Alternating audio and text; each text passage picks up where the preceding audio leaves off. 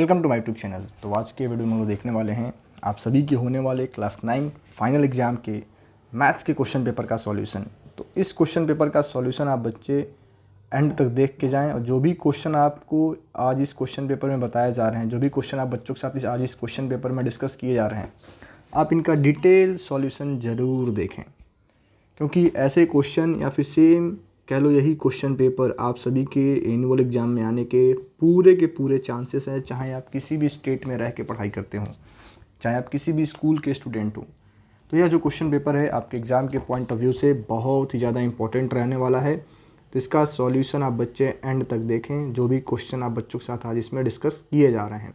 और अगर ये वीडियो से बच्चों को अच्छा लगता है और लग रहा है कि आपके एग्ज़ाम के पॉइंट ऑफ व्यू से आपके लिए हेल्पफुल है, तो आप हमें कमेंट करके ज़रूर बताएं। और साथ ही साथ अगर आपको अदर सब्जेक्ट्स के भी ऐसे वीडियोस चाहिए तो एक बार आप हमें कमेंट करके ज़रूर बताएं। हमारे इस चैनल पे आपको एनसीईआरटी क्लास 9 मैथ्स के सभी चैप्टर्स के इंपॉर्टेंट क्वेश्चंस मार्क कराए गए हैं, जिनका लिंक आपको वीडियो के डिस्क्रिप्शन में दिया गया है। आप जाकर के एक बार एनसीईआरटी के इंपॉर्टेंट क्वेश्चंस को ज़रूर सॉल्व कर लें, चाहे जब भी आप अपना एनुअल एग्जामिनेशन देने जा रहे हैं, क्योंकि एनसीईआरटी बुक आपके एग्ज़ाम के पॉइंट ऑफ व्यू से बहुत ही ज़्यादा इंपॉर्टेंट होता है। तो आइए अपने हम आज के सेशन को स्टार्ट करते हैं, जिसमें आपको इस पूरे क्वेश्चन पेपर का डिटेल सॉल्यूशन एक्सप्लेन किया जाएगा। तो आप इस वीडियो को ध्यान से देखो, एंड तक देखो और ईच एंड एवरी क्वेश्चन को डिटेल में समझ के ही आप अपना एग्जामिनेशन देने जाएं। तो आइए हम लोग अपने आज के सेशन को स्टार्ट करते हैं। और हमारा पहला क्वेश्चन है ये कि ये आपका एक MCQ क्वेश्चन है। सेक्शन ए में आपको टोटल 20 MCQ क्वेश्चंस दिए गए हैं। पहला क्वेश्चन पूछा गया है कि फैक्टर्स ऑफ दिस आर, इसके फैक्टर्स क्या होंगे। तो आप बच्चों को शायद पता होगा इसको हम लोग कैसे फैक्टराइज करते हैं। तो पहले हम 6 का 6 से मल्टीप्लाई करेंगे तो हमें क्या मिलेगा, इस 6 को हम इस 6 से मल्टीप्लाई कर लेंगे तो आपको मिलेगा 36। यानी हमें दो ऐसे नंबर फाइंड करने हैं जिनका मल्टीप्लिकेशन तो 36 हो, बट जिनको प्लस या माइनस करने पर क्या आ जाए, तो 5 आ जाए, बीच का नंबर आ जाए। तो देखो 9 4 जा क्या होता है 36, और आप 9 में से 4 को माइनस करते हैं तो 5 आएगा। तो इस क्वेश्चन को मैं स्प्लिट करके ऐसे नोट कर पाऊंगा कि 6x² plus 9x minus 4x minus 6। ठीक है, यानी अब हम लोग यहाँ पे क्या कॉमन कर सकते हैं, तो हम यहाँ पे कॉमन कर सकते हैं 3x, तो आपको मिलेगा 2x प्लस 3। और यहाँ पे आप कॉमन कर सकते हो -2, तो आपको मिलेगा अगेन 2x प्लस 3। यानी इसके दो फैक्टर हो जाएंगे, एक होगा आपका 2x प्लस 3 एंड अगला फैक्टर आपका होगा 3x माइनस 2। ठीक है, तो ये क्वेश्चन तो आपसे MCQ में पूछा गया है, बट ऐसे क्वेश्चन आपसे 2 मार्क्स या फिर 1 मार्क के क्वेश्चन में भी पूछे जाते हैं डिटेल में सॉल्व करने के लिए। तो क्वेश्चन नंबर 1 का ऑप्शन डी सही होगा। तो अगर ये क्वेश्चन आप बच्चों को समझ में आया है तो आप हमारे वीडियो को लाइक कर दें, चैनल को सब्सक्राइब कर लें और इस वीडियो को अपने दोस्तों के साथ ज़रूर शेयर करें। तो नेक्स्ट हमारा जो क्वेश्चन है, आइए हम लोग उसको डिस्कस करते हैं। Question number 2। ठीक है, क्वेश्चन नंबर 2 में दिया है आपको कि the bisector of any 2 adjacent angles of a parallelogram intersect at. किसी भी 2 एडजेसेंट एंगल्स ऑफ पैरेललोग्राम का अगर आप बाइसेक्टर करोगे तो वो कहाँ पे इंटरसेक्ट करता है। थोड़ा सा मैं आप बच्चों को समझा दूँ कि क्वेश्चन का मतलब क्या है। मानो आपने एक पैरेललोग्राम ड्रॉ किया, इसके 2 एडजेसेंट एंगल, एक ये हो गया आपका और एक ये हो गया। ठीक है, तो इन दोनों एंगल्स का अगर हम बाइसेक्टर ड्रॉ करते हैं तो इनके बीच का एंगल कितना होगा, यही आपसे पूछा जा रहा है। तो देखो जब भी पैरेललोग्राम के 2 एंगल्स का आप बाइसेक्टर ड्रॉ करोगे वो आपस में परपेंडिकुलर होते हैं, एंड इनका आंसर होगा 90 डिग्री। ऑप्शन डी सही है। क्वेश्चन नंबर 2 का भी क्या है, तो ऑप्शन डी सही है। क्वेश्चन 1 का भी ऑप्शन डी सही है।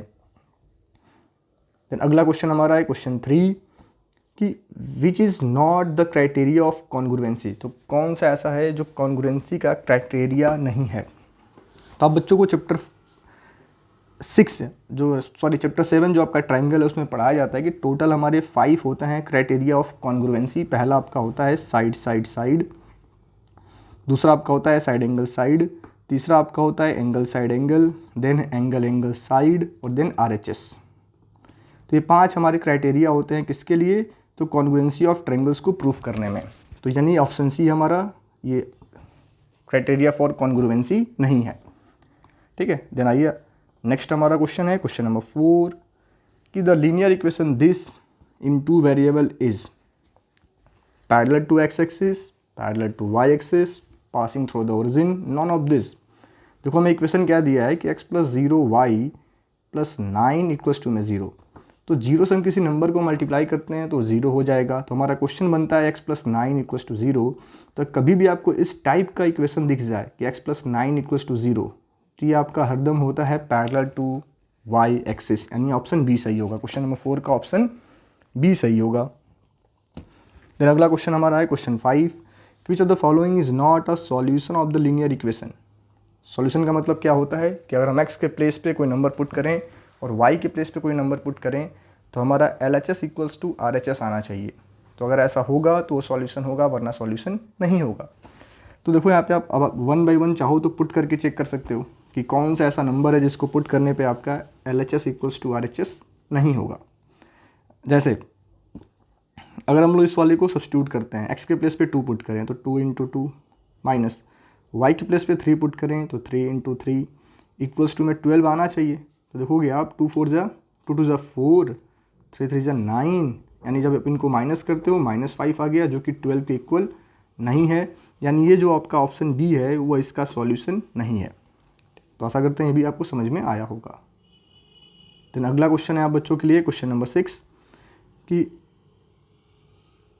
इसका क्वेश्चन नंबर 5 का ऑप्शन बी होगा। क्वेश्चन 6 है कि an angle is 18 degree less than its complementary angle, the measure of this angle is. ठीक है, वो अपने कॉम्प्लीमेंट्री एंगल से 18 डिग्री छोटा है, तो आखिर उस एंगल का मेजरमेंट क्या होगा। तो देखो सिंपल सा क्वेश्चन है। कॉम्प्लीमेंट्री एंगल क्या होते हैं? ऐसे दो एंगल्स जिनका सम 90 डिग्री हो उनको हम बोलते हैं कॉम्प्लीमेंट्री ऑफ ईच अदर। तो हमसे बोला गया है कि एक an angle is 18 degree less than its complementary angle.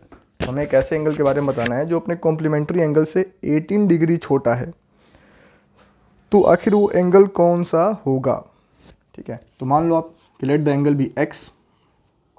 ठीक है, let the angle be x, तो उसका कॉम्प्लीमेंट्री एंगल क्या होगा 90 माइनस एक्स। वैसे आप चाहो तो इसको ऑप्शन से भी कर सकते हो। तो उसका कॉम्प्लीमेंट्री एंगल क्या होगा 19 माइनस एक्स होगा। तो हमें बोला गया कि जो ये आपका x है वो 19 माइनस एक्स से 18 डिग्री छोटा है, यानी 19 माइनस एक्स में से अगर हम x को माइनस करते हैं तो 18 आना चाहिए।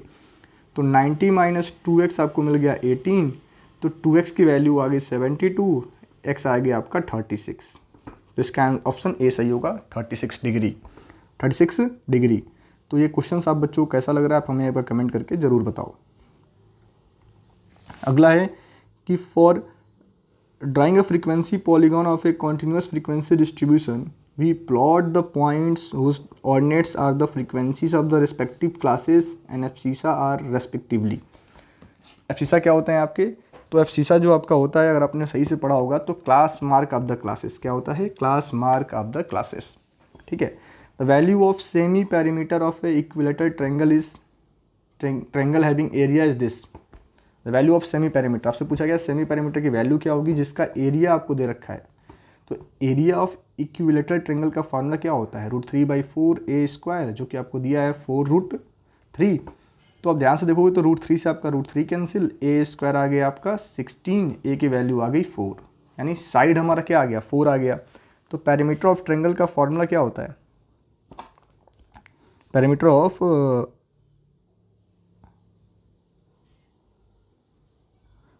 ऑफ इक्विलेटरल ट्रायंगल का फार्मूला होता है 3 इंटू में साइड यानी 3 4 जा 12। तो हमसे पूछा गया है सेमी पेरीमीटर यानी इसका हाफ, तो आपका ऑप्शन डी सही होगा 6। ठीक है, तो क्वेश्चन नंबर 8 का ऑप्शन डी सही है 6। देन अगला क्वेश्चन आप बच्चों के लिए है क्वेश्चन नंबर 9 कि Euclid state that all right angles are equal to each other in the form of. Euclid ने क्या स्टेट किया था कि जो भी हमारे राइट एंगल्स होते हैं वो एक दूसरे से इक्वल होते हैं इन the form of postulate. In the form of postulate, ये सब आपको लर्न करना है, याद रखना है। अभी आपको दे रखा है कि 0.0123333, इसको हमें एक्सप्रेस करना है इन द फॉर्म ऑफ फ्रैक्शन, यानी रेशनल नंबर के फॉर्म में एक्सप्रेस करना है। तो इस टाइप के क्वेश्चन को हम लोग कैसे करेंगे? तो आप सभी बच्चों को पढ़ाया गया होगा, इसको आप x मान लेते हो। देन अब हम क्या करेंगे, तो इसको हम 100,000 से मल्टीप्लाई करेंगे, क्योंकि आपके पास ऐसे दो नंबर्स हैं जो रिपीट नहीं कर रहे हैं। ऐसे दो नंबर्स आप जो रिपीट नहीं कर रहे तो हम 1000 से मल्टीप्लाई करेंगे। 1000x हमारा क्या आ जाएगा 12.3333। देन अब आप ध्यान से देखोगे तो हमारे पास एक ऐसा भी नंबर है, हम लोगों के पास एक ऐसा भी नंबर है लाइक 3 जो रिपीट कर रहा है, तो इसको हम अगेन 10 से मल्टीप्लाई करेंगे तो हमें मिलेगा 10,000 एक्स इक्वल्स टू क्या मिल जाएगा 123.333। अब हम इसमें से इसको कर देंगे माइनस, तो आपको मिलेगा 9,000 एक्स इक्वल्स टू में 111, तो एक्स की वैल्यू आ गई 111/9000। ठीक है, तो इसका ऑप्शन नंबर बी सही है क्वेश्चन नंबर 10 का। देन अगला आपका है क्वेश्चन नंबर 11। हमें बोला गया कि इसको हमें एक्सपेंड करना है डायरेक्ट का। डायरेक्ट आपके फॉर्मूला बेस्ड क्वेश्चन है कि a माइनस बी का होल क्यूब क्या होता है, a cube minus b cube minus 3ab a minus b. तो डायरेक्ट इस फॉर्मूले पर हमें इस क्वेश्चन को एक्सपेंड करना है, कुछ और करना ही नहीं है। तो आइए हम लोग इसका एक्सपेंशन नोट करते हैं। तो a क्यूब यानी कि 3x का क्यूब होगा 27x क्यूब, 5 का क्यूब होगा -125 minus 3 into 3x into 5 into 3x minus 5, तो आपको मिल जाएगा 27x cube minus 125 minus 45x into में 3x माइनस 5, यानी 27x cube minus 125 minus 135x square plus ये आपका मिल जाएगा 225x। तो देख लो कौन सा ऑप्शन आपका मैच कर रहा है। तो ये आपका है ऑप्शन नंबर सी। तो क्वेश्चन नंबर 11 का ऑप्शन सी बिल्कुल सही है क्वेश्चन 11 का। देन अगला आप बच्चों के सामने क्वेश्चन है क्वेश्चन नंबर 12। क्वेश्चन नंबर 12 में आपको दिया है कि how many linear equations can be satisfied by x equals to 2 and y equals to 3। तो कितने ऐसे लीनियर इक्वेशन होंगे जो इनको सेटिस्फाई करेंगे, हाउ मेनी लीनियर इक्वेशन। तो देखो किसी एक पॉइंट से बोला ना कि how many linear equation can be satisfied by this x equals to 2 and y equals to 3। तो देखो 2,3 एक पॉइंट है आपका ना, और एक पॉइंट से infinite number of lines pass करती हैं, यानी इनफाइनाइट लाइंस ऑफ ड्रॉ कर सकते हो, यानी इनफाइनाइट लीनियर इक्वेशन होंगी जो इनको सेटिस्फाई करेंगे। तो मेनी आंसर होगा, क्वेश्चन नंबर 12 का आंसर होगा बी मेनी। 13 दिया है कि abscissa of a point is negative in a, किस क्वाड्रेंट में abscissa of a point negative होता है। तो एफसीसा ऑफ ए पॉइंट आपका नेगेटिव होता है किसमें, second quadrant and third quadrant में। Second quadrant and third quadrant आपसे ड्रॉ करोगे ना क्वाड्रेंट सिस्टम, तो सेकंड क्वाड्रेंट में भी एक्स आपका नेगेटिव, थर्ड क्वाड्रेंट में भी आपका एक्स क्या होगा नेगेटिव, सेकंड क्वाड्रेंट है। ठीक है, तो ऑप्शन बी सही होगा क्वेश्चन नंबर 13 का भी, ऑप्शन बी। क्वेश्चन 14 है the ordinate of any point on x axis. कोई पॉइंट अगर आपका एक्स एक्सिस पे है तो उसका ऑर्डिनेट कैसा होता है। अगेन आप ड्रॉ कर लो, ये आपका एक्स एक्सिस है तो इस पर ऑर्डिनेट कैसा होगा, क्योंकि हमने वाई पे हमने कोई डिस्टेंस कवर ही नहीं किया ना, तो उसका ऑर्डिनेट होगा 0। 14 का ए सही है, उसका ऑर्डिनेट क्या होगा, तो 0 होगा, ऑर्डिनेट उसका 0 होगा। क्वेश्चन नंबर 15 है कि if √5 equals to this then 1/√5 क्या होगा। 1/√5 क्या होगा। देखो 1/√5 आपको सॉल्व करना है तो √5 से कर दो मल्टीप्लाई, न्यूमरेटर और डिनोमिनेटर को, आपको मिल जाएगा √5/5। तो √5 की वैल्यू आप बच्चों को दिया गया है 2.236, इसको कर दो 5 से डिवाइड, तो ये 0.4, 5 4 जा 20, 2 3 अगेन 4 आएगा 20, 3 6 5 7 जा 35, तो 0.472 आपका ऑप्शन नंबर सी सही हो जाएगा 15 में। देखो अप्रॉक्स में लिखना है 0.4472। अगेन आप चाहो तो इसको डिवाइड कंप्लीट करोगे तो देख लो यही आएगा आंसर आपका। तो 15 का ऑप्शन, ओ ये गलत है, ये गलत है, ऑप्शन 0. ये है आपका ना। देखो आंसर आप देखोगे तो मैंने क्या फाइंड किया है 0.4472, ऑप्शन बी सही होगा, ऑप्शन बी 15 का ऑप्शन बी। ठीक है,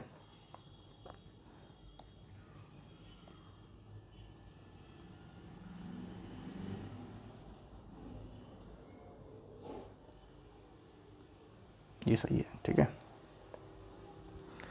तो देखो 16 में आपको दिया गया है कि D and E are the mid points of side A B and A C of a triangle A B C. If B C equals to 5.6 centimetre find D E. यानी हमें एक ट्रायंगल ड्रॉ करना है, और हम एक triangle draw करते हैं, ए बी सी हमारा ट्रायंगल है बच्चों। तो डी और ई हमारे मिड पॉइंट्स दिए गए हैं, डी इसका मिड पॉइंट है और ई इसका मिड पॉइंट है, तो इनको जो लाइन ज्वाइन करेगी वो डी ई होगी आपकी। और ये आपको दे रखा है कि 5.6 है, तो हमने पढ़ रखा है ना मिड पॉइंट थ्योरम, तो इसका हाफ होगा, कितना हो जाएगा 2.8 सेंटीमीटर। तो ऑप्शन ए सही होगा 16 का, ऑप्शन ए। ठीक है, देन अगला है आपके सामने question number 17। A polynomial of two terms is called, जिसमें दो टर्म होते हैं उसको हम कहते हैं बाइनोमियल, जाहिर सी बात है। सिंगल टर्म वाले को आप मोनोमियल कहते हो, तीन टर्म वाले को आप ट्राइनोमियल कहते हो। ठीक है, फिर 18 पूछा है कि find the value of k if x equals to 1 and y equals to -3 is the solution of equation. तो सिंपली करना है कि x के प्लेस पे 1 पुट कर दो, y के प्लेस पे -3 पुट कर दो, इक्वल्स टू के आना चाहिए। तो 2 + 9 आ गया आपका k की वैल्यू आ गई 11, तो ऑप्शन सी सही है। क्वेश्चन नंबर 18 का ऑप्शन सी सही होगा बच्चों। ठीक है, question number 18 option C. Then अगला है आपका क्वेश्चन नंबर 19 कि if x - 1 is a factor of this, इसका फैक्टर है तो k की वैल्यू -3 होगी। तो फैक्टर होने का मतलब क्या है कि अगर हम x के प्लेस पे 1 पुट करते हैं तो रिमाइंडर 0 आना चाहिए। आइए हम लोग चेक कर लेते हैं। तो 4 × 1 का क्यूब माइनस प्लस 3 × 1 का square minus 4 × 1 plus k equals to में 0, यानी 4 + 3 - 4 + k इक्वल्स टू में 0, यानी 3 + k आ गया आपका 0, k की वैल्यू आ गई -3, k आ गया -3। तो असर्शन तो आपका सही है। फिर आपको बोला जा रहा है कि x - a is a factor of the polynomial then pa equals to 0, reason भी बिल्कुल सही है। तो both assertion and reason are true and reason is the correct explanation of assertion, option A सही होगा 19 का, ऑप्शन ए। ठीक है, तो अगला क्वेश्चन आपके लिए है क्वेश्चन नंबर 20 कि 2 + √3 2 + √6 इज एन इरेशनल नंबर। सही है, 2 आपका रेशनल है और √6 आपका इरेशनल है, दोनों का सम क्या आएगा? तो दोनों का सम आएगा एक इरेशनल नंबर, इसमें कोई शक नहीं है, बिल्कुल सही बताया गया, एक इरेशनल नंबर है। Sum of rational and an irrational number is always an irrational number. तो ये भी हम बिल्कुल सही बताया जा रहा है, both assertion and reason are correct. तो ये आपके पहले 20 जो आपके क्वेश्चंस थे 20 MCQ, उनका मैंने डिटेल एक्सप्लेनेशन आप बच्चों को समझाया है।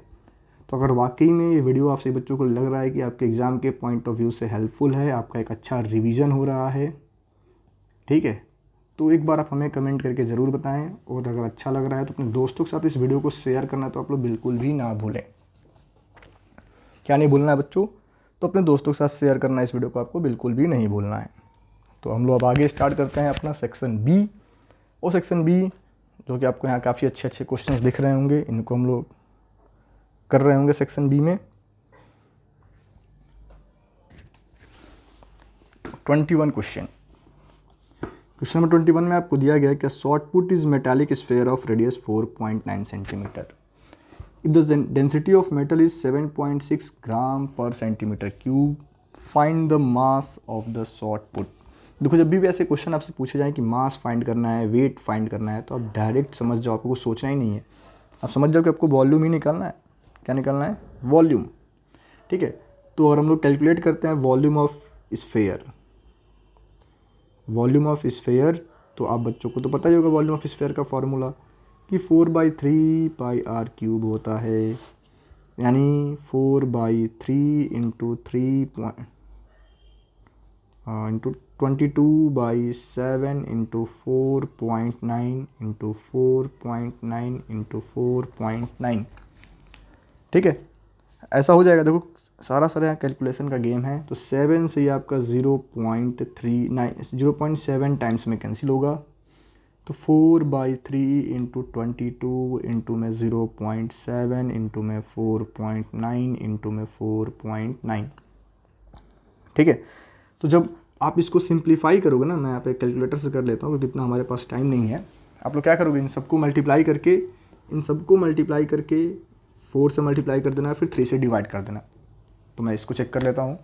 तो हमारा जो वॉल्यूम आ रहा है बच्चों कैलकुलेट करने पे 493 सेंटीमीटर क्यूब, ये आपका अप्रॉक्स में मैंने लिखा है। ठीक है, तो आपसे पूछा गया है मास, तो मास इक्वल्स टू क्या हो जाएगा?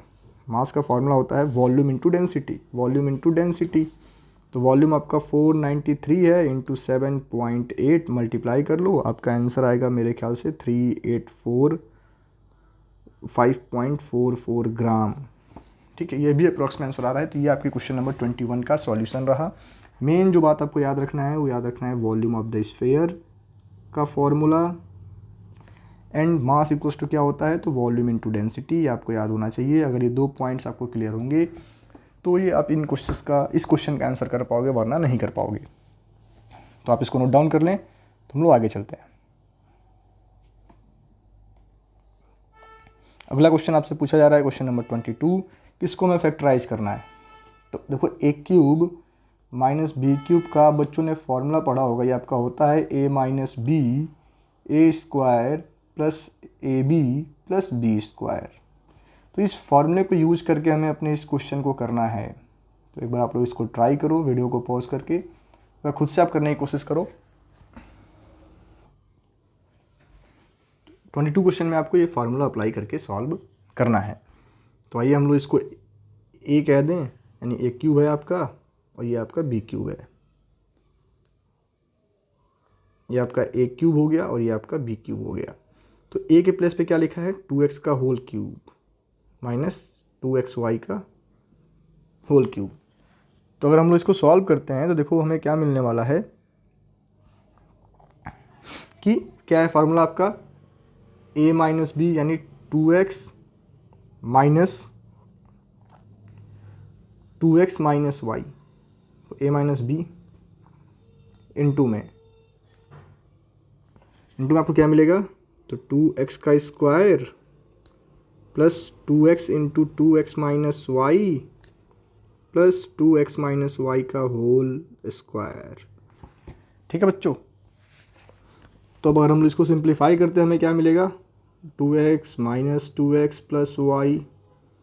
यहाँ आपको मिल जाएगा 4x square plus 4x square minus 2xy plus 4x square plus y square minus 4xy, ऐसा मिलेगा। तो जब इसको हम लोग सिंप्लीफाई करते हैं आपको मिलेगा y, ये आपका इससे कैंसिल आउट हो जाएगा, इनटू में 4x स्क्वायर ये हो गया आपका 12x square minus 6xy plus y square. तो ये रहा आपके क्वेश्चन नंबर 22 का solution.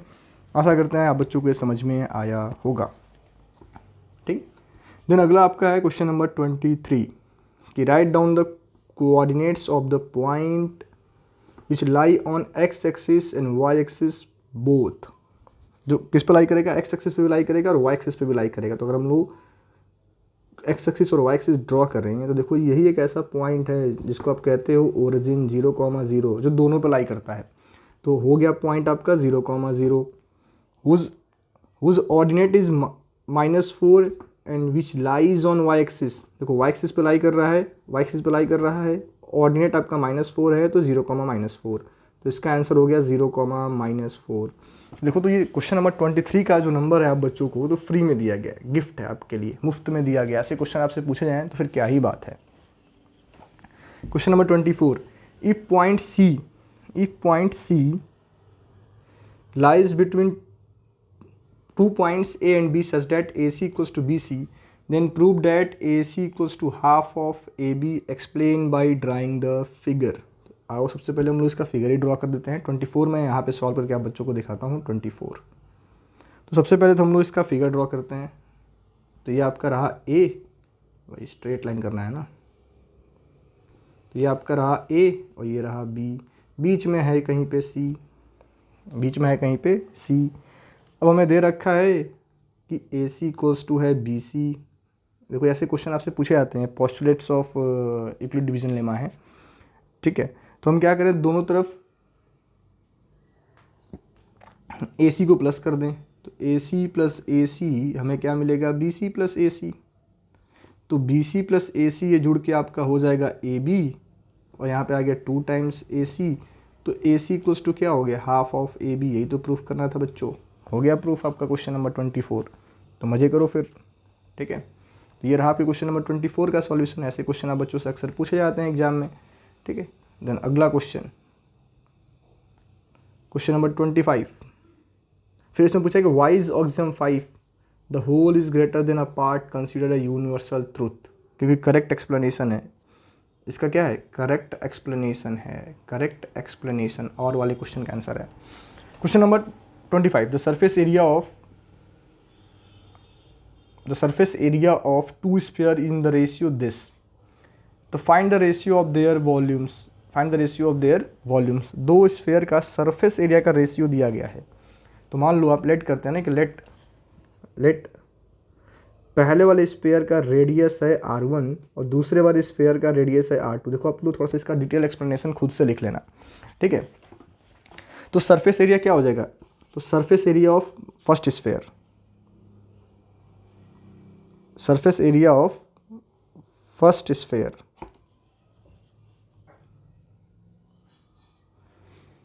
Surface area of first sphere, surface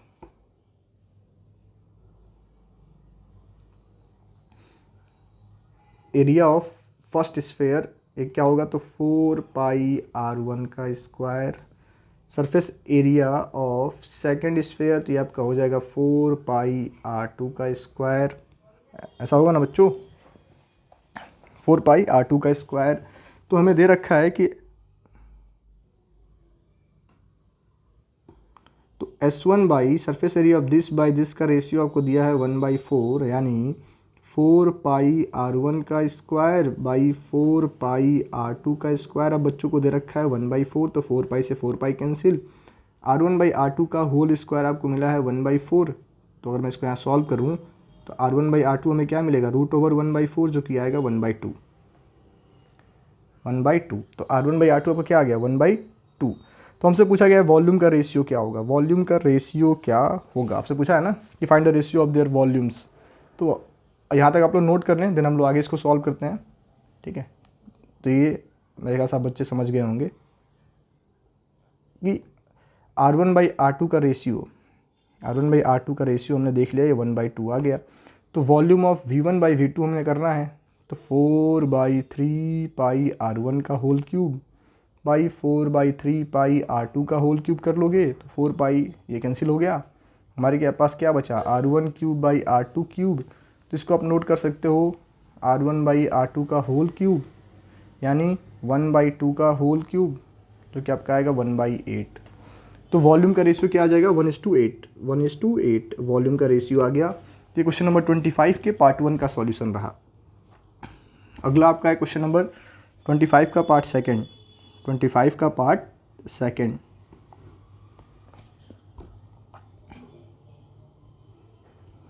इसमें आपसे पूछा है कि the capacity of A conical vessels in a litre with height this and slant height this.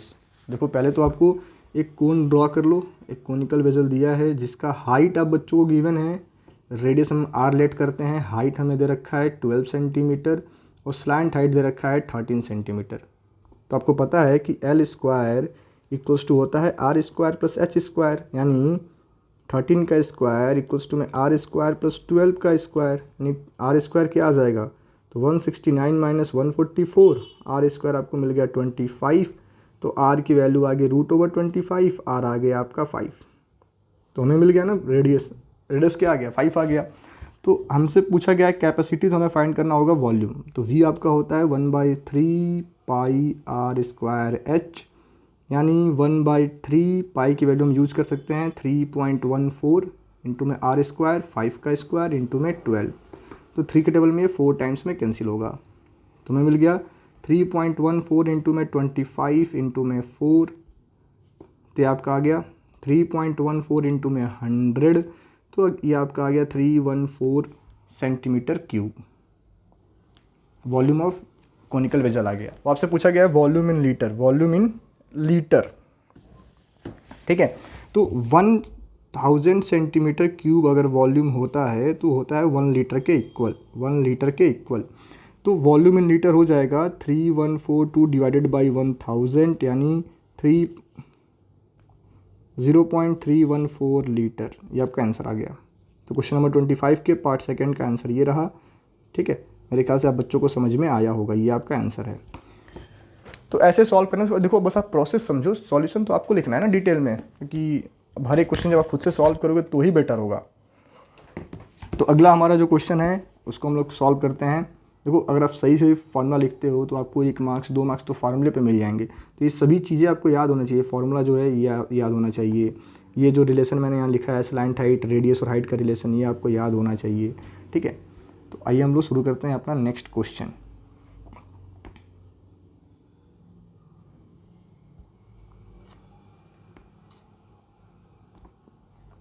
Next question आपके सामने है क्वेश्चन नंबर 26। अब ये सभी 3 मार्क्स वाले क्वेश्चन स्टार्ट हो गए। अभी तक हमने 2 मार्क्स वाले क्वेश्चन किया है। आपको यहाँ दे रखा है x minus 1/x equals to 5। आपसे पूछा है कि इसकी वैल्यू बताओ।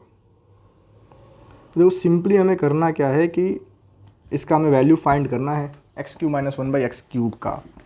तो देखो बच्चों हम लोग इसका क्यूबिंग बोथ साइड कर दें। क्या कर दें? क्यूबिंग बोथ साइड, यानी हम लोग इनका पावर कर दें, इसका पावर 3 और इसका भी पावर 3 कर दें और एक्सपेंशन नोट कर दें।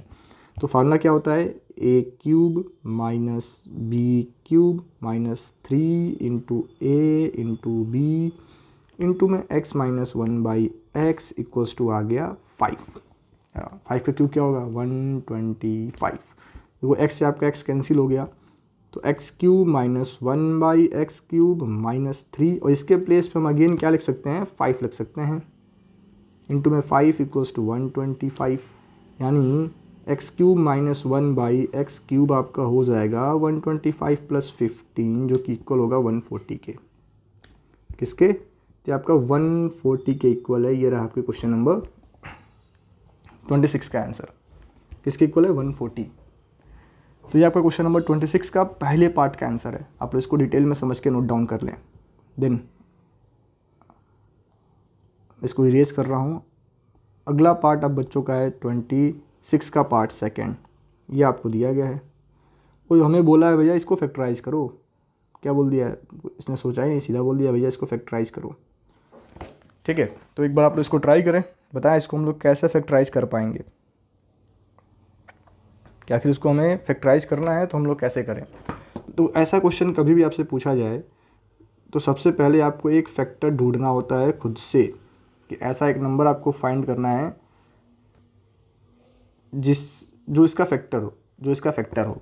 तो हम लोग क्या करते हैं, हम लोग एक्स के प्लेस पे अगर यहाँ 1 पुट करके चेक करें तो देखो ये क्या होगा, 1 का क्यूब 1 हो जाएगा, माइनस 23 इंटू 1 हो जाएगा, प्लस 142 इंटू 1 हो जाएगा, माइनस 120 हो जाएगा। तो अब देखते हो कि 1 माइनस 23 प्लस 142 माइनस 120, यानी ये 143 और ये भी जोड़ने पे आ गया 143, आंसर आ गया 0। आंसर आ गया 0। ठीक है, तो हम ये कह सकते हैं ना कि x माइनस 1 हमारा क्या हो गया? फैक्टर आ गया। देखो इसको खुद से आप लिखोगे कि therefore x minus 1 is the factor. ऐसे क्वेश्चन आप बच्चों ने किया होगा। Is the factor of x³ minus 2x minus 23x² plus 142x minus 120, इसका फैक्टर आ गया। तो अदर फैक्टर फाइंड करने के लिए हमें इसको डिवाइड करना होगा। हमें क्या करना होगा इसको? तो इस क्वेश्चन को हमें डिवाइड करना होगा किससे? x माइनस 1 से। तो जब आप डिवाइड करोगे आपको मिल जाएगा x², ये आ गया x³ माइनस x², तो ये plus minus cancel, minus 22x² plus 142। Again हम डिवाइड करेंगे तो हमें मिलेगा माइनस 22x, तो माइनस 22x² माइनस 22x। ठीक है, यहाँ पे x है तो माइनस ये प्लस कैंसिल हो गया, आ गया आपके पास माइनस 120x और यहाँ भी माइनस 120 है तो माइनस 120 मिल गया हमें। तो माइनस 120x प्लस वो देखो ये प्लस में रहेगा जी, ये प्लस है। ठीक है, माइनस 120x, तो साइड चेंज करोगे प्लस हो गया, माइनस हो गया, कट गया, आंसर आ गया 0, रिमाइंडर आ गया 0। तो इस तरीके से हमें डिवाइड करना होता है। मेरे ख्याल से यहाँ तक आप बच्चों को समझ में आया होगा। तो अदर फैक्टर क्या हो जाएंगे इसके फैक्टर्स हो जाएंगे x minus 1 and x² minus 22x plus 120, इसके फैक्टर आ गए। तो अब हमें इनको करना है simply split. By splitting the middle term हमें इनको स्प्लिट कर देना है। तो हमें क्या मिलेगा? हमें मिल जाएगा x minus 1 x² minus 22x दिया है ना, तो 12x माइनस 10x प्लस 120, तो ये आपको मिल जाएगा x-1, यहाँ पे x कॉमन कर लोगे तो x-12, और यहाँ पे आप 10 कॉमन कर लोगे तो x-10। देखो मैंने इसको स्प्लिट कर दिया है, बाकी आप देख के लिख लेंगे। ये आपका फाइनल आंसर है 22 का। ये आपका फाइनल जो पार्ट सेकंड वाला क्वेश्चन था आपका और वाला, इसका फाइनल आंसर है। ठीक है, क्वेश्चन नंबर 27 है, ये आपको बच्चों को खुद से करना है, नंबर लाइन पर रिप्रेजेंट करना है। मेरे पास इंस्ट्रूमेंट नहीं है, ठीक है, तो √9.3 को आप बच्चों को नंबर लाइन पर रिप्रेजेंट करना है। आप इसको खुद से ट्राई कर लेंगे। तो ऐसे क्वेश्चन कंस्ट्रक्शंस के फॉर्म में जहाँ पे आपको नंबर लाइन पे क्वेश्चंस को रिप्रेजेंट करना होगा, तो ऐसे क्वेश्चंस भी पूछे जाने के आप बच्चों से चांसेस हैं। तो आइए हम लोग आगे सॉल्व करते हैं। अगला हमारा क्वेश्चन है क्वेश्चन नंबर 28। क्वेश्चन नंबर 28 की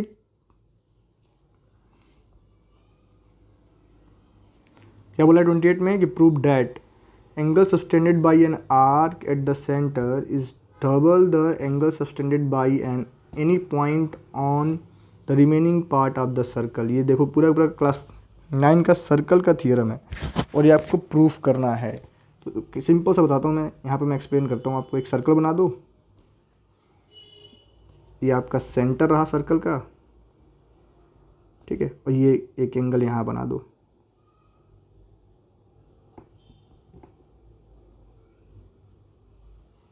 ठीक है, तो हमें प्रूफ करना है कि जो ये वाला एंगल है इसका डबल है। तो हम कैसे कर पाएंगे, तो इसको आप ज्वाइन करो। जैसे आप ज्वाइन करेंगे आपको ट्रायंगल मिल गया, इस लाइन को थोड़ा सा आगे एक्सटेंड कर दो। ठीक है, तो अगर इसको मैं y मान लूँ तो ये भी आपका होगा y, इसको आप x मान लो तो ये भी होगा आपका x।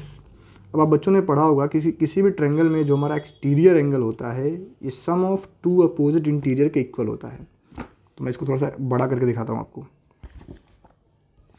तो ये आपका एक ट्रायंगल है, ये हमारा है, देखो लिखना खुद से आपको। तो ये एंगल कितना होगा आपका, ये एंगल आपका होगा y + y, ये हो गया आपका 2y।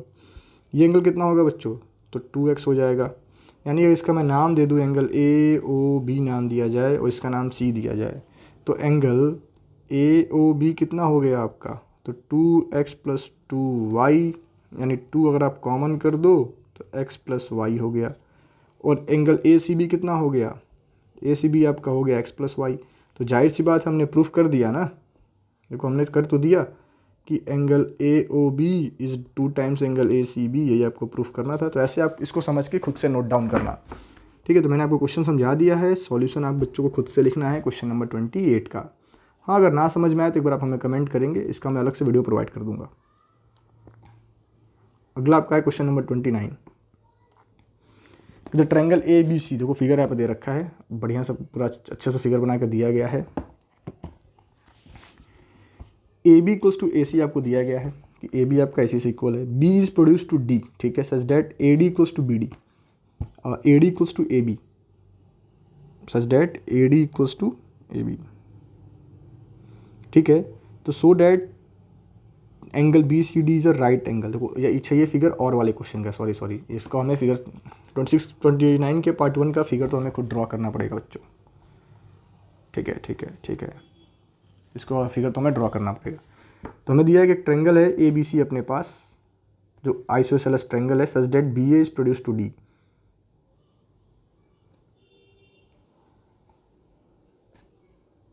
तो ABC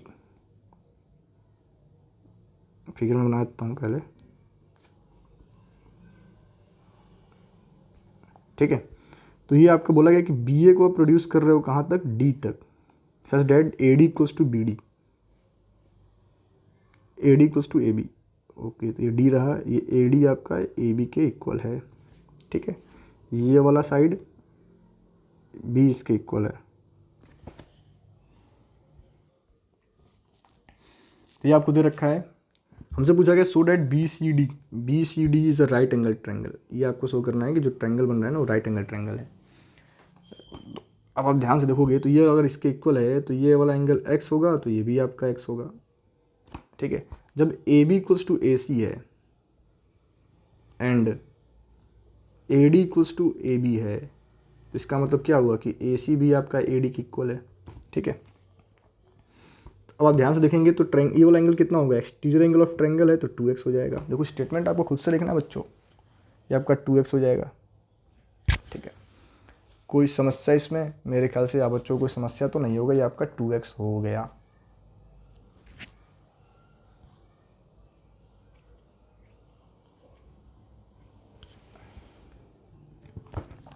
ठीक है, अब अगर हम इस वाले पार्ट को हम y लेट कर लें, इसको अगर मैं y बोल देता हूँ तो ये भी आपका y होगा, क्योंकि साइड इक्वल है तो ये 2y होगा। ठीक है, तो आप देख सकते हो कि यहाँ पे ये एक हमारा स्ट्रेट लाइन है ना, और ये 2x प्लस 2y है, तो 2x प्लस 2y आपको मिल गया 180 डिग्री लीनियर पेयर से। तो अगर हम 2 कॉमन कर लें तो x प्लस वाई आ गया आपका 180 डिग्री, तो x प्लस वाई आ गया आपका 90 डिग्री। ठीक है, तो x प्लस वाई 90 होने का मतलब क्या है कि ये angle B C D is equals to 90 degree, therefore A B C D is a right angle triangle.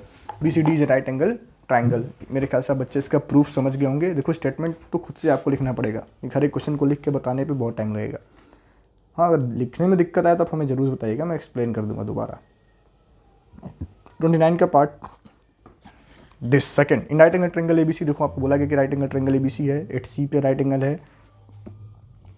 आपसे बोला M is the mid point of the hypotenuse A B. ठीक है, C is joint to M and produce to D A B. ठीक है, D M equals to क्या बोला गया है कि सी एम होगा, ये वाला लाइन हमारा इसके इक्वल है।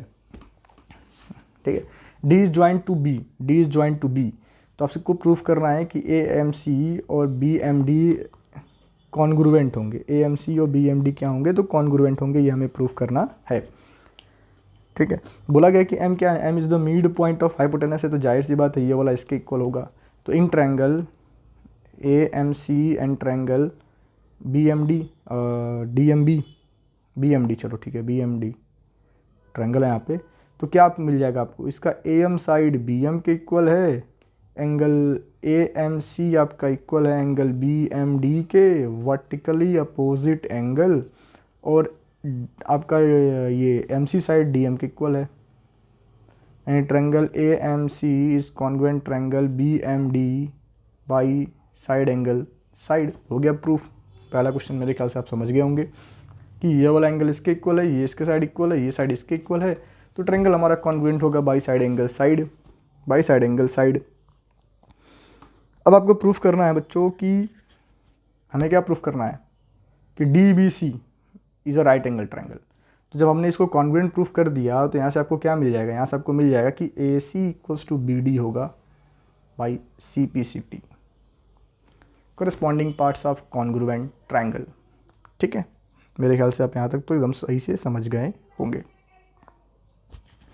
ठीक है,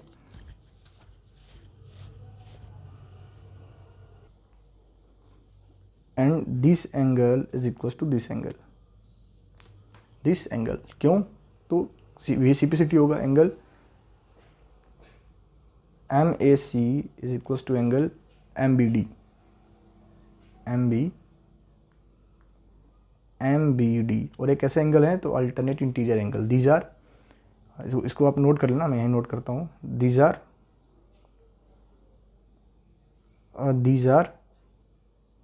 alternate interior angle, these are alternate interior angle. Therefore हमें क्या मिल जाएगा कि लाइन ए सी आपका पैरेलल है बी डी के, लाइन ए सी क्या है आपका बी डी के पैरेलल है, A C is parallel to B D, ये तो प्रूफ हो गया, ए सी हमारा बी डी के पैरेलल है। ठीक है, जब ए सी आपका ये वाला लाइन इसके पैरेलल है, थोड़ा सा इसको इरेज कर दिया जाए,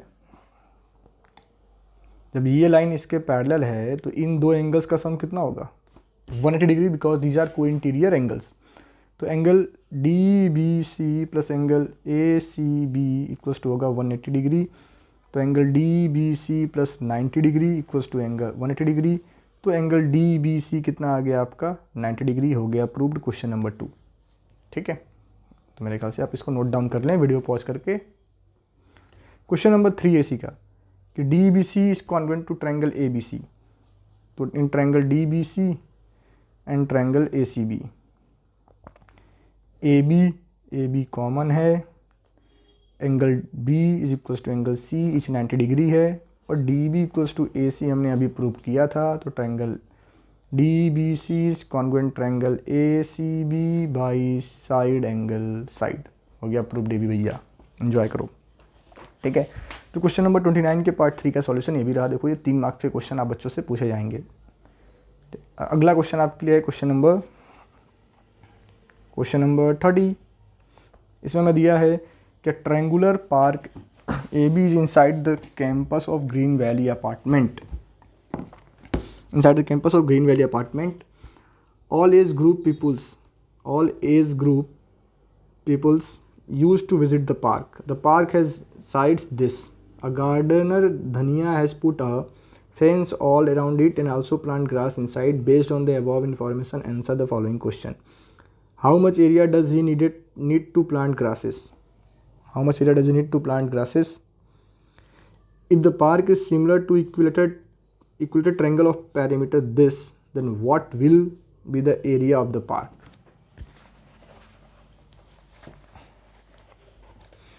ठीक है, अगर पार्क आपका इक्विलेटरल ट्रायंगल के जैसा सिमिलर हो जाए तो एरिया ऑफ पार्क, तो आपको यहाँ सिंपली आपको यहाँ पे एरिया ऑफ ट्रायंगल निकालना है, कुछ और नहीं करना है। तो एरिया ऑफ ट्रायंगल के लिए हम लोग कौन सा फार्मूला लगाते हैं? Heron's formula. तो सबसे पहले हम निकालते हैं। देखो साइड्स आपको दिया गया है, मान लो ए दिया है 120, बी दिया है आपको 80 और सी दिया है आपको 50। तो पहले हम निकालेंगे एस सेमी पेरीमीटर, जो कि आपका होगा 120 + 80 + 50 डिवाइडेड बाई 2। तो ये आपका आ गया 125। ठीक है, 125 आ गया। तो एरिया का फॉर्मूला क्या होता है? √/s s - a s - b and s - c।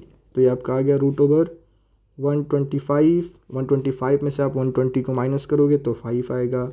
125 में से 80 को माइनस करोगे 45 आएगा। 125 में से 50 को माइनस करोगे आप तो आएगा आपके पास 75। जब आप इनको सिंप्लीफाई करते हो आपको क्या मिलेगा? 125 को हम नोट कर सकते हैं 5 × 5 × 5। 5 आपके पास 5 ही रहेगा। 45 को आप लिख सकते हो 3 × 3 × 5 प्लस इंटू में 75 को हम लिख सकते हैं 3 × 5 × 5। तो आप ध्यान से देखोगे तो इस 5 के 2 पेयर, एक 5 बाहर आ गया। इस 5 के 2 पेयर, एक और 5 बाहर आ गया। 3 के 2 पेयर, एक 3 बाहर आ गया। इस 5 के 2 पेयर, 5 भी बाहर आ गया। बचा रूट में 15। तो आपका एरिया क्या हो गया? 375 15 सेंटीमीटर स्क्वायर। तो ये आपके क्वेश्चन का आंसर रहा। कितना आ गया आंसर? तो 375 √15 सेंटीमीटर स्क्वायर। ठीक है, यह बच्चों का आंसर रहा क्वेश्चन नंबर 30 के पार्ट 1 का। ठीक है, 30 के पार्ट 1 का आंसर रहा। अब ध्यान से आप क्वेश्चन पढ़ेंगे 30 का पार्ट 2 कि if the shape of the park is similar to the equilateral triangle of perimeter this, यानी अगर पार्क ऐसा बन जाए कि इक्विलेटरल ट्रायंगल के जैसा बन जाए तो उसका एरिया क्या होगा? तो पेरीमीटर आपको दे रखा है 180 सेंटीमीटर, पी दिया है ना। तो साइड कितना हो जाएगा? ए की वैल्यू क्या आ जाएगी? 180 डिवाइडेड बाई 3, क्योंकि इक्विलेटरल ट्रायंगल के तीनों साइड्स इक्वल होते हैं। तो ये आपका आ गया 60 सेंटीमीटर। 60 सेंटीमीटर। तो अगेन अब आपसे पूछा गया है एरिया ऑफ इक्विलेटरल ट्रायंगल। तो आइए इसको हम लोग सॉल्व करते हैं। तो एरिया का फॉर्मूला क्या होता है? √3/4 a²। तो √3/4 इंटू में 3600। तो ये आ गया 900 √3 सेंटीमीटर स्क्वायर। तो ये रहा क्वेश्चन नंबर 60 के पार्ट सेकंड का आंसर। 30 के पार्ट सेकंड का आंसर, सॉरी 60 में बोल रहा हूँ। अगला क्वेश्चन आप बच्चों के लिए, तो मेरे ख्याल से अभी तक आपको यहाँ तक समझ में आ रहा होगा, काफ़ी इन्जॉय कर रहे होंगे आप लोग सॉल्व करने में। तो अगला क्वेश्चन है क्वेश्चन नंबर 31 कि find the different solution of the equation. इसके डिफरेंट सॉल्यूशन हमें बताने हैं क्या क्या होंगे। ठीक है, तो 3 करेक्ट सॉल्यूशन आप बता दो। y = हम लिख सकते हैं 6 - 2x। कुछ और तो नहीं पूछा नहीं। तो अगर x हमारा 0 हो तो y क्या होगा? 6 हो जाएगा। अगर x को आप 1 मान लो तो y क्या होगा? तो 6 - 2 × 1, y आ गया 4। एक सॉल्यूशन आ गया आपका 0,6। एक सॉल्यूशन आ गया 1,4। अगर x को आप 2 मान लो तो y क्या हो जाएगा? x 2 है तो y हो जाएगा 2। तो टोटल आपके 3 सॉल्यूशन मैंने लिख दिए हैं, यही आपका आंसर है। इसको आप यहाँ लिख के काम चला सकते हो। ठीक है, तो अगला क्वेश्चन आप बच्चों के लिए है क्वेश्चन नंबर सेक्शन डी का क्वेश्चन नंबर 32। सेक्शन डी का क्वेश्चन नंबर 32। ठीक है, इसको हमें करना है। और देखो ये बहुत ही बड़ा क्वेश्चन है, काफ़ी लंबा इसका एक्सप्लेनेशन भी जाएगा, आपको समझना भी होगा ध्यान से। बस मैं आपको समझाता हूँ, खुद से आप लोग इसको करेंगे। बोला है इन द गिवन फिगर रे OS stand on line POQ, रे OR and OT are angle bisector of POS and SOQ के एंगल बाइसेक्टर है। POS आपको दिया है 2A, तो फाइंड ROT। आपको बताना है कि ROT क्या होगा, ROT क्या होगा, ये आपको बताना है कि ROT क्या होगा। ठीक है, POS हमें दिया है 2A, तो जाहिर सी बात है ये A हो जाएगा, ये भी A हो जाएगा, क्योंकि बोला है कि बाइसेक्टर है भैया। RO क्या है, बाइसेक्टर है। ठीक है, तो अब एंगल SOQ क्या होगा। एंगल SOQ की अगर हम बात करें तो SOQ आपका क्या होगा, तो 180 - 2A, 180 - 2A by linear pair. अगर ये पूरा 2A है तो ये 180 - 2A होगा, तो आपने पढ़ा ही होगा। तो हाफ ऑफ SOQ क्या होगा, 180 - 2A बाई 2, तो ये आपको होगा 90 - A। 2 से डिवाइड कर देंगे तो ये हिस्सा हमारा आ गया 90 - A, और ये भी आ गया हमारा 90 - A। तो हमसे यही पूछा है ना, ROT आपसे पूछा है, ROT पूछा है, मतलब इन दोनों का सम, इन दोनों का सम। तो एंगल ROT कितना हो जाएगा, A + 90 - A आ गया 90 डिग्री। ये क्वेश्चन नंबर 32 के पार्ट A का सॉल्यूशन तो इजी था, हो गया, बट 32 का पार्ट सेकंड थोड़ा सा बच्चों को समझना पड़ेगा। ठीक है, 32 के पार्ट सेकंड में देखो आपको क्या दिया गया है। मैं पहले इनको इरेज कर लेता हूँ।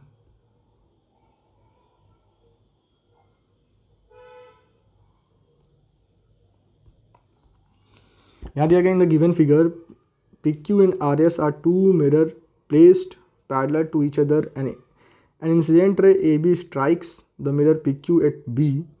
Reflected moves along the path BC and strike the mirror RS at C, and again reflected back to CD. Prove that AB is parallel to CD. हमें क्या प्रूफ करना है कि जो ये दो रे हैं ना, ये आपस में पैरेलल हैं, ये आप बच्चों को प्रूफ करना है। तो आइए आखिर इसको हम कैसे करेंगे, इसके बारे में थोड़ा सा जानते हैं, समझते हैं। तो हम सबसे सिंपली क्या करते हैं, यहाँ पे हम लोग यहाँ पे एक लाइन ड्रॉ कर दें, डॉटेड लाइन यहाँ पे ड्रॉ करते हैं, एंड डॉटेड लाइन यहाँ पे ड्रॉ करते हैं। ठीक है, हमें प्रूफ करना है कि जो रिफ्लेक्टेड रे हैं ये आपस में क्या होंगी, इक्वल होंगी, पैरेलल होंगी। तो आखिर हम इसको कैसे कर पाएंगे, तो आप सभी बच्चों को थोड़ा सा यहाँ पे यूज़ करना होगा लॉ ऑफ फिजिक्स। क्या यूज़ करना होगा, फिजिक्स का लॉ। ठीक है, तो हमने यहाँ पे नॉर्मल ड्रॉ किया है, ये नॉर्मल है, आपको पढ़ाया गया हो ना कि नॉर्मल। तो नॉर्मल मतलब क्या है, सिंस इसका नाम मैं देता हूँ BF और इसका नाम चल देते हैं EE। BF and EC are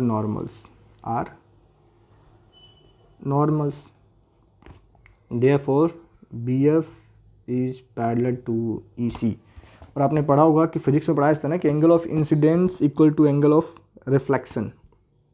तो ये वाला I और ये वाला R1 मान लो, ये वाला हम लोग I2 मान लें, और ये वाला हम लोग R2 मान लें। तो I1 इक्वल्स टू में angle of I1 equals to में क्या होगा, एंगल R1। ठीक है, एंड I2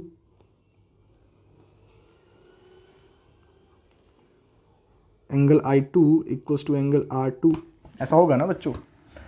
ठीक है, क्योंकि एंगल ऑफ इंसिडेंस आपका इक्वल होता है एंगल ऑफ रिफ्लेक्शन के, आपको ये फिजिक्स में पढ़ाया जाता है। And since BF is parallel to EC, therefore angle R1 equals to angle I2, ये वाला एंगल इसके इक्वल होगा। Angle I2 alternate interior angle. ठीक है, देयरफॉर जब R1 आपका I2 के इक्वल है, इसका मतलब कि I1 angle, I2 angle, R1 angle और R2 एंगल, ये चारों आपस में इक्वल हैं, चारों आपस में इक्वल हैं। तो I1 + R1 इक्वल्स टू हो जाएगा I2 + R2, यानी ये वाला एंगल, यानी एंगल हम लिख सकते हैं यहाँ मैं इसको लिखूँ अगर, एंगल ABC इक्वल होगा एंगल DCB के। और these are alternate interior angle, therefore AB is parallel to CD। तो ये रहा क्वेश्चन नंबर 32 के पार्ट सेकंड का सॉल्यूशन। मेरे ख्याल से आप बच्चों को समझ में आया होगा। आगे बढ़ते हैं फिर हम लोग।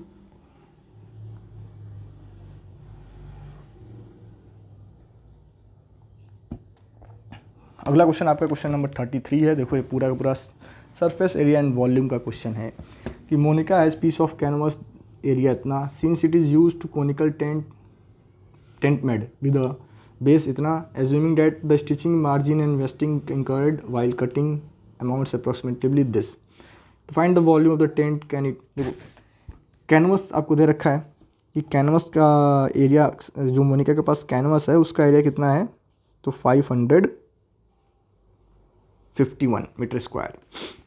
ही use to make it to have a conical tent, उसने कोनिकल टेंट बनाने में यूज़ किया जिसका रेडियस आपको 7 मीटर दिया गया है। Assuming that the stitching margin and wastage incurred while cutting, उस 1 मीटर क्यूब वेस्ट हुआ है हमारा, तो आपसे वॉल्यूम पूछा गया है। तो अगर देखा जाए तो सरफेस एरिया ऑफ कोन कितना हो जाएगा, तो 551 में से आप 1 को माइनस कर दो, 550 मीटर स्क्वायर आपका आ गया सरफेस एरिया ऑफ कोन, ठीक है, जो कि आपका होता है पाई आर एल। तो पाई आर एल आपको दिया है 550, ठीक है। मैंने 1 क्यों माइनस किया, क्योंकि 1 आपको बताया जा रहा है कि वो वेस्ट हुआ है, तो 550 हमें दिया है पाई आर एल। यानी अगर मैं यहाँ पे सॉल्व करूँ तो 22/7 इंटू रेडियस आपको 7 दिया है ना, इंटू एल ये आपको दे रखा है 550, 7 से 7 कट गया, एल की वैल्यू क्या आ गई 550/22, 2 बार में ये हो गया आपका 50 बार में, ये आ गया आपका 25। तो एल आपका स्लैंट टाइट आ गया 25। अब आपसे पूछा गया है वॉल्यूम, इसको मैं इरेज करता हूँ। तो सभी बच्चों को पता होगा कि एल स्क्वायर इक्वल्स टू क्या होता है, r square plus h square. तो एल स्क्वायर यानी 25 का स्क्वायर, आर स्क्वायर यानी 7 का स्क्वायर प्लस में एच स्क्वायर। तो एच स्क्वायर आपको क्या मिलेगा 625 माइनस 49, जो कि आपका आता है 576, यानी एच आ गया √576 जो कि होगा 24। कितना होगा 24। तो हाइट आ गया 24। आपसे पूछा है वॉल्यूम, देखो कितना सही तरीके से मैंने क्वेश्चन को किया है, अगर आपको समझ में आया हो तो बहुत अच्छी बात है। तो वॉल्यूम का फार्मूला होता है volume of cone 1/3 pi r square h. इसको हम लोग सॉल्व करते हैं, 1/3 22/7 इंटू 7 इंटू 7 इंटू हाइट 24, 7 से 7 गया, ये 3 से 8 टाइम्स में चला गया। आपके पास क्या बचा 22 इंटू 7 इंटू 8, यानी 154 इंटू 8। आप सॉल्व करेंगे तो आपका आंसर क्या आता है वॉल्यूम का, तो वॉल्यूम का आपका आंसर आ गया 1232 सेंटीमीटर क्यूब। तो ये रहा क्वेश्चन नंबर 33 के पहले पार्ट का सॉल्यूशन, ठीक है। तो ये आपका आंसर मेरे ख्याल से आ गया। अब अगला क्वेश्चन है आप बच्चों के लिए क्वेश्चन नंबर 33 का पार्ट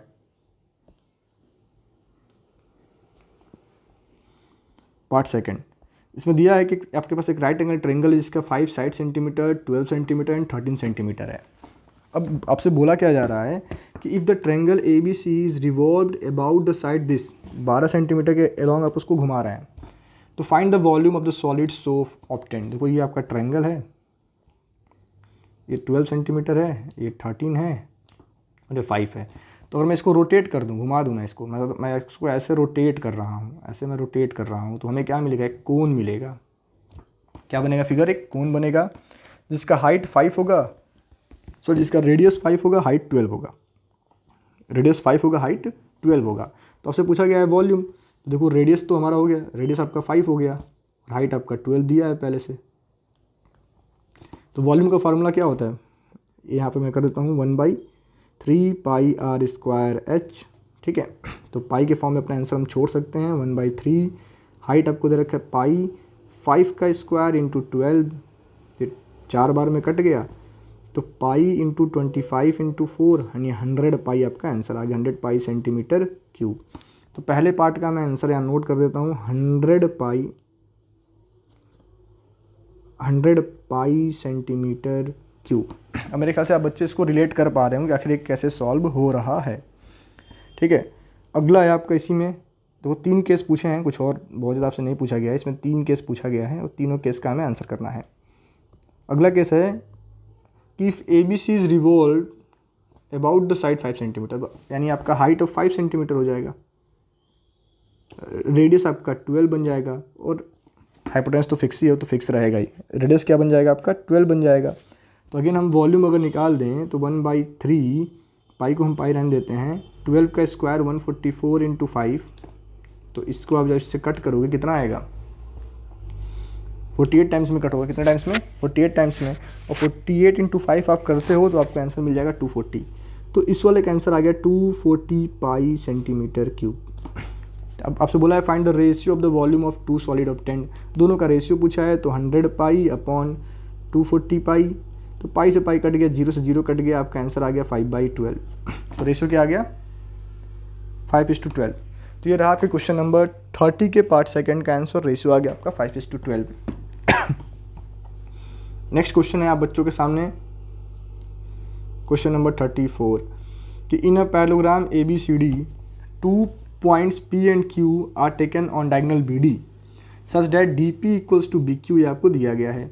सो डैट APD आपसे पूछा है कि शो करो APD is congruent triangle CBQ। APD आपका क्या है, CBQ के कॉन्ग्रुएंट है, ये आपको शो करना है। ठीक है, वो इजी क्वेश्चन है, आप बच्चे चाहें तो इजीली कर सकते हैं, बाकी आगे बहुत सारे हमारे क्वेश्चन हैं जो केस बेस्ड स्टडी वाले हैं।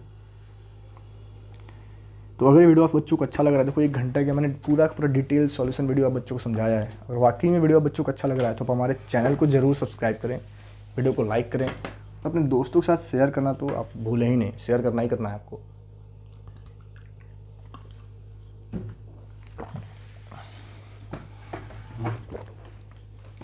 ठीक है, तो एक बार आप इसको ट्राई करो कि आखिर ये कैसे होगा। तो आपको प्रूफ करना है कि APD कॉन्ग्रुएंट है किसके, CBQ के, यानी ये ट्रायंगल है आपका APD, कौन सा प्रूफ करना है, तो CBQ।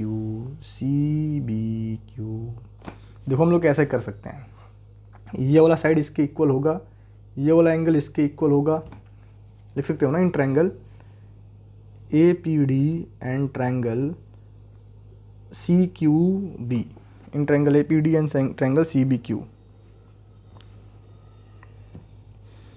आपको क्या मिलने वाला है कि AD आपका BC के इक्वल है। भैया पैरेललोग्राम की अपोजिट साइड इक्वल होते हैं, कुछ कोई शक वाली बात नहीं है, कि पैरेललोग्राम की अपोजिट साइड्स क्या होते हैं, आपस में इक्वल होते हैं। ठीक है, आपको दे रखा है कि ये वाला एंगल CBQ, एंगल ADP पर लिखता हूँ ना, angle ADP equals to angle CBQ, alternate interior angle and PD बराबर हो जाएगा आपके DP बराबर BQ। तो triangle APD is congruent triangle CQB by side angle side. तो पहला काम तो हो गया, साइड एंगल साइड से प्रूफ हो गया। तो AP इक्वल्स टू CQ मिल जाएगा बाई CPCT, ये भी हो गया। 2 क्वेश्चन तक तो मैंने आपको करके दिखा दिया। अब अगला जो आपसे पूछा जा रहा है बच्चों, वो अगला है कि AQB ट्रायंगल, हमें प्रूफ करना है कि AQB ट्रायंगल आपका CPD के कॉन्ग्रुएंट है। AQB कौन सा, तो AQB आपका कॉन्ग्रुएंट है CPD से, सेम प्रोसेस होगा, ये वाला साइड इसके इक्वल हो जाएगा, ये हमें इसके इक्वल दिया गया है। ठीक है, ये हमें इसके इक्वल दिया गया है, और ये वाला एंगल आप इसके इक्वल दिखा देना, अल्टरनेट इंटीरियर एंगल से सेम लिखना है, आपको खुद से करना है। ये भी इक्वल मिलेगा बाई CPCT। ठीक है, ये भी आपको इक्वल मिल जाएगा बाई CPCT। तो मेरे ख्याल से आप बच्चे अभी तक यहाँ तक तो आप समझ गए होंगे, यहाँ तक तो आप लोग समझ गए होंगे। अब आपसे बोला गया है कि प्रूफ करो कि APCQ इज ए पैरेललोग्राम। तो since opposite sides are equal, ये इसके इक्वल है, ये इसके इक्वल है, ये आपस में इक्वल हैं। अपोजिट साइड्स हमारी क्या है, आपस में इक्वल हैं। ठीक है, और हम क्या प्रूफ कर दें किसी तरह इनको कि ये पैरेलल हैं। अब ऐसा भी बोल सकते हो, since opposite sides are equal therefore it is a parallelogram. Since opposite sides are equal therefore it is a parallelogram. ठीक है, जब अपोजिट साइड्स हमारे इक्वल हैं तो जाहिर सी बात है, ऐसा फिगर बनाओ, कैसा ही बनाओ, जब ये इक्वल हैं तो इक्वल स्ट्रेच होगा। तो पैरेललोग्राम ही बनना है, कुछ और उसको नहीं बनना है। अपोजिट साइड्स आर इक्वल, ठीक है, therefore it is a parallelogram. तो मेरे ख्याल से आप बच्चों को यहाँ तक समझ में आ गया होगा। अगला है आपका क्वेश्चन नंबर 31 का पार्ट 2 कि ABC हमारा right angle triangle let's see.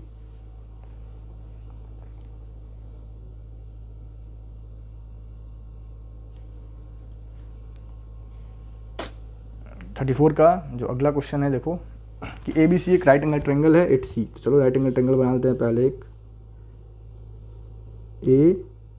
ACB। M is the mid point of hypotenuse AB। चलो M इसका मिड पॉइंट हो गया, बन गया है AB and parallel to BC intersect AC at D।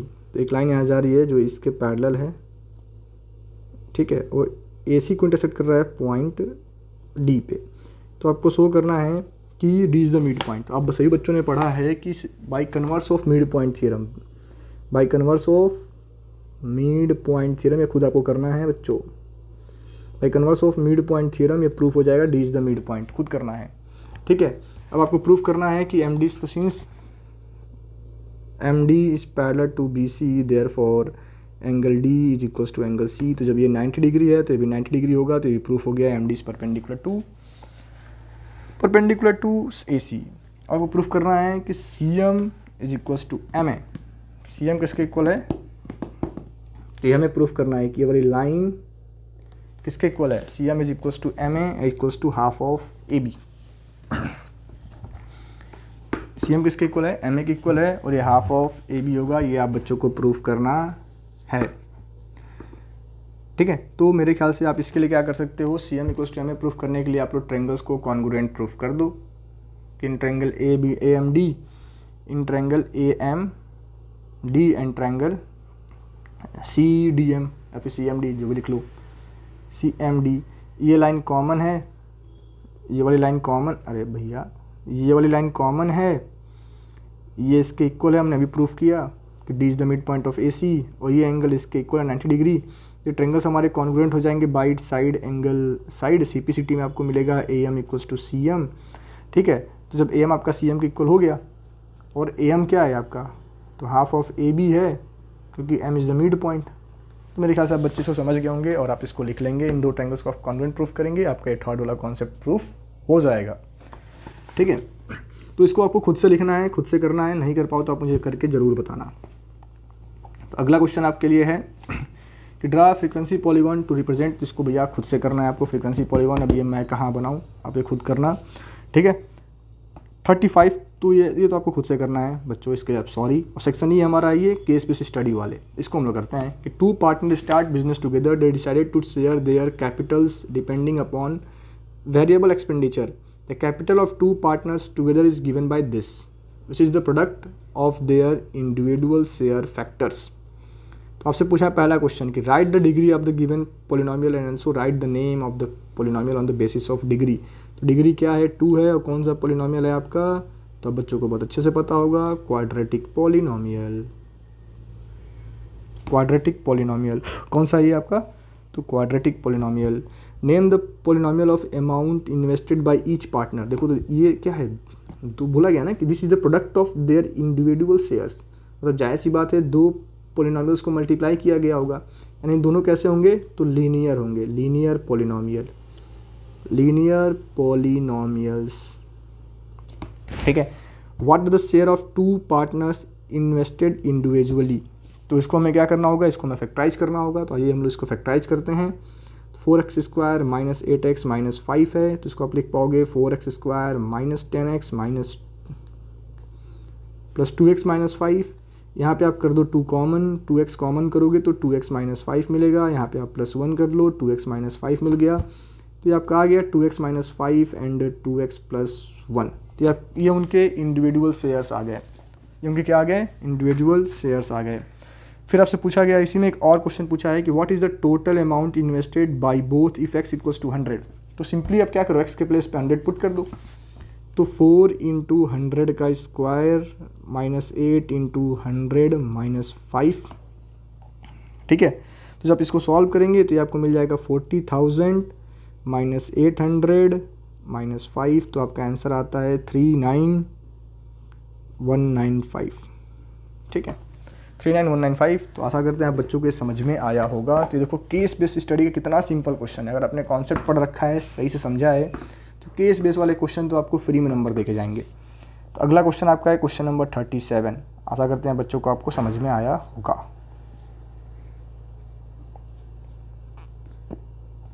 अगला आपका है 37 कि Sanjay and his mother visited in A mall.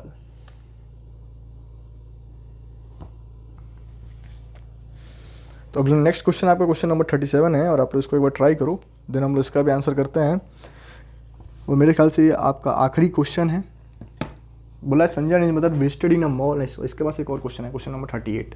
He observe that there shops are situated at point PQ and R as on the figure।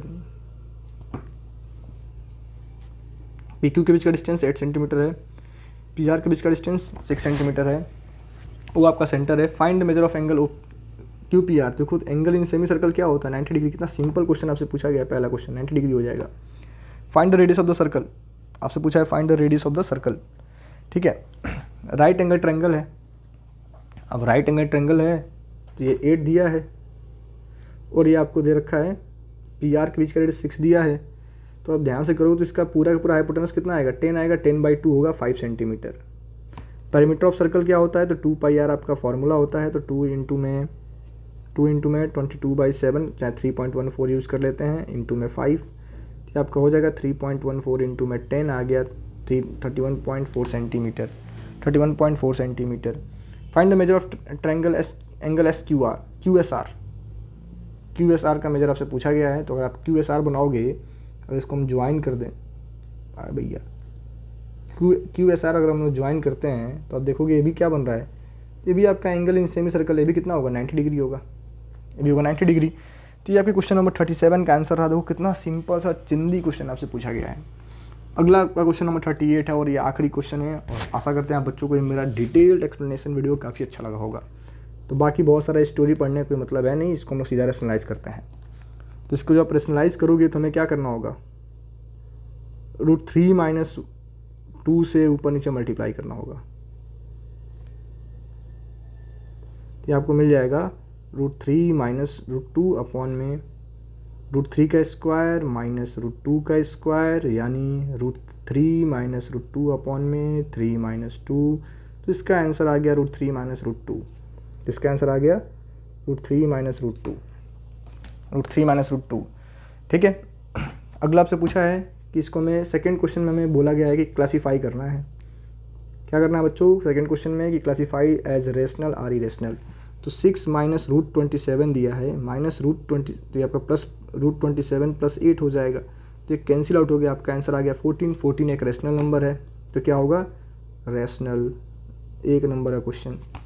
इसको हमें simplify करना है, तो इसका होल स्क्वायर आप एक्सपेंड कर दो, क्या होगा, √14 का स्क्वायर प्लस 2 √2 का स्क्वायर -2 इंटू में √14 इंटू में 2 √2। तो सिंप्लीफाई करने पे क्या आएगा, 14 + 8, तो 2 का स्क्वायर 4 हो गया, √2 का स्क्वायर 2 हो गया, तो 4 × 2 = 8 हो गया। यहाँ पे आपको मिलेगा 4 इंटू में √14 इंटू 2, तो आपको मिलेगा 22 - 8 √7, 22 - 4 √28। अब चाहो तो इसको और अदर फर्दर फैक्टराइज करके भी अपना आंसर लिख सकते हो। तो आपका आंसर हो सकता है 22 - 8 √7। तो ये आपका क्वेश्चन नंबर C हो गया। अब उसी का और दे रखा है, इसी का और दे रखा है बच्चों। तो उसका और हम लोग कैसे कर सकते हैं भैया, ख़त्म ही करते हैं ना इसको आज करके। √7 अपॉन में √11 इंटू √5, तो मल्टीप्लाई कर दो √11 + √5 से, √11 + √5 से। तो हमें क्या मिल जाएगा, हमें मिल जाएगा √7 इंटू √11 + √5 अपॉन में √11 का स्क्वायर 11, √5 का स्क्वायर 5। तो ये आपका आ गया √7/6 इंटू में √11 + √5। तो ये मैंने आपकी क्लास 9 के पेपर का डिटेल एक्सप्लेनेशन आप बच्चों को बता रखा है। आप चाहो तो ठीक है। अब चाहो तो इसको और फर्दर सिंप्लीफाई कर सकते हो, √7 से दोनों को मल्टीप्लाई कर लो, तो √77 प्लस √35/6, तो ये आपका फाइनल आंसर हो जाएगा। तो आशा करते हैं बच्चों को ये वीडियो काफ़ी डिटेल में समझ में आया होगा। तो आप इस वीडियो का डिटेल सॉल्यूशन अगर आपने सही से देखा है तो आपको बहुत सारे पॉइंट्स क्लियर हुए होंगे। मैंने ईच एंड एवरी क्वेश्चन को काफ़ी डिटेल में एक्सप्लेन करने की कोशिश किया है। और ये वीडियो आप बच्चों को वाकई हेल्पफुल लगा है तो आप हमें सपोर्ट करें, हमारे इस वीडियो को अपने दोस्तों के साथ शेयर करना तो बिल्कुल भी ना भूलें। Thank you.